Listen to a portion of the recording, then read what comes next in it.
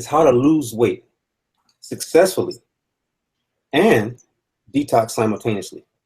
Mm. They kind of go hand in hand, weight loss and detoxification, when you do it right. And I'm going to present my evidence to show what I'm talking about. Okay.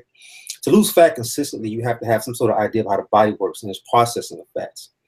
And if you don't understand these things, when you get a particular regimen to follow and you reach a sticking point, you won't really know how to mediate your way through it or circumvent it because you don't understand the principles behind fat loss. Okay, so you need to know some principles behind it. You need to know what your environment is all about, what you're exposed to, what certain challenges that you face, and we're going to clear some of those challenges up in this particular dissertation right here.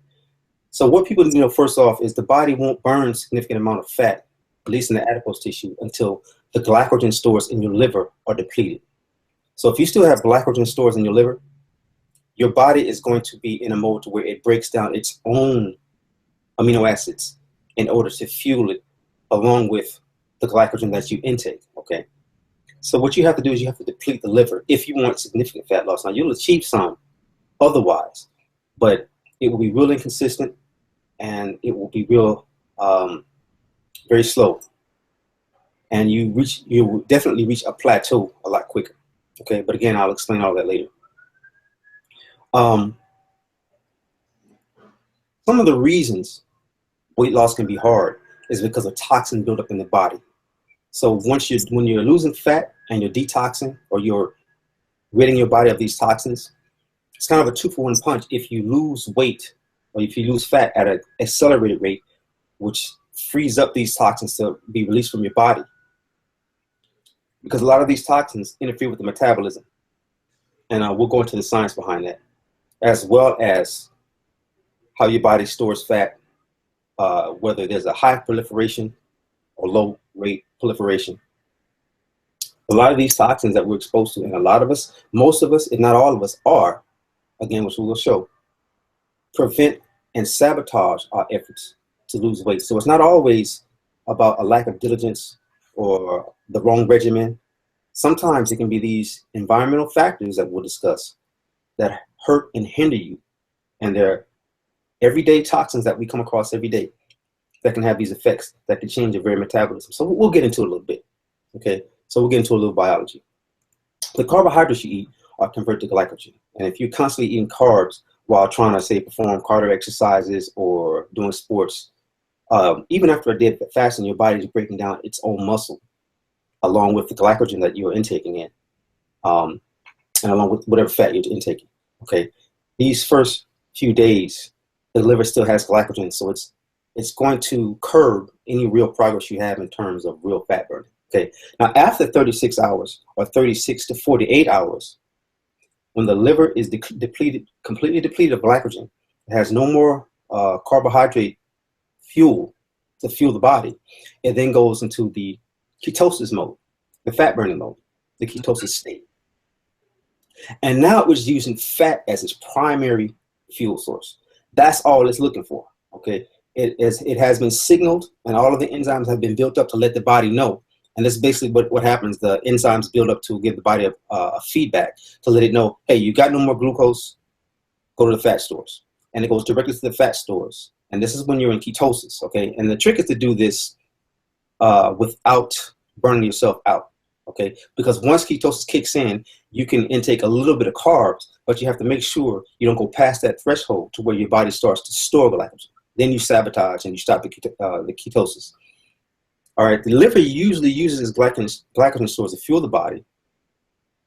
But again, when it's depleted, it converts an enzyme called acetyl-CoA into fatty acids. All right. And it further oxidates these fatty acids down into ketones. And once your body has these ketones, they can then feed the brain and all of the mitochondrial cells. That is the cells that have mitochondria that produce energy. All right. So now, as long as you don't take in enough carbohydrates to produce storage in the liver, the process will continue. All right. So the trick would be to have carbs at a specific time, have a minimal amount of carbs, and to forego carbs, not have carbs at every meal. All right. Again, staying behind the threshold. Now, ketosis will serve as a minor detox due to the increased fat burning. All right. And there will be some toxin release. So if anybody engages in something like this, you have to, just like a regular detox, if you were going on a, 21-day fruit fast, 41-day fruit fast, or 5-day water fast, and you're detoxing the body. A lot of times people reach plateaus really quick when they do this because you put the body in starvation mode. No matter how little you eat, your body will sometimes even gain weight, but it will definitely stop burning fat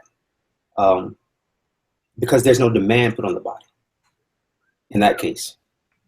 But it will serve as a minor detox, so you have to be prepared for maybe a little bit of sickness, just as if you were to do a regular detox and the toxins start to get released out of your fat cells and channel through your body, through your GI tract and sweating and everything else. And one of the reasons exercise activity is important is because you want to sweat these toxins out as the fat is releasing the toxins into your blood cells or into your bloodstream so that they can be taken out through the lymphatic system, through your sweat glands. All right.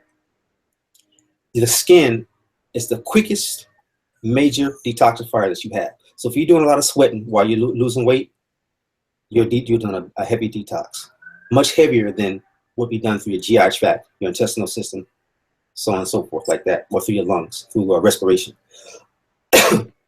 So we're going to get into a little screen share, brother, and show the people my support for what I'm talking about here. Mm-hmm.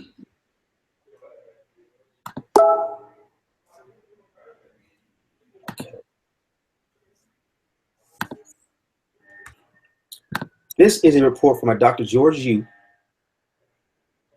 and he is a Tufts University graduate. He was studying at Johns Hopkins for 35 years, and he did surgical training there, as well as an in-depth research and clinical trial of detoxing Gulf War veterans. Okay, now he talks about a niacin detoxification method.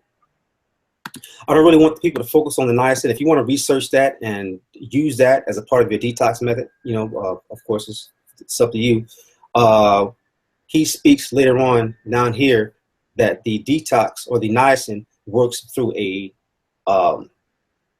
it stops lipolysis, which is basically the fat burning for a short time, and then the rebound effect causes you to burn more fat than you did previous. If I'm burning fat, I don't want any stoppage. I don't want any halt in the process.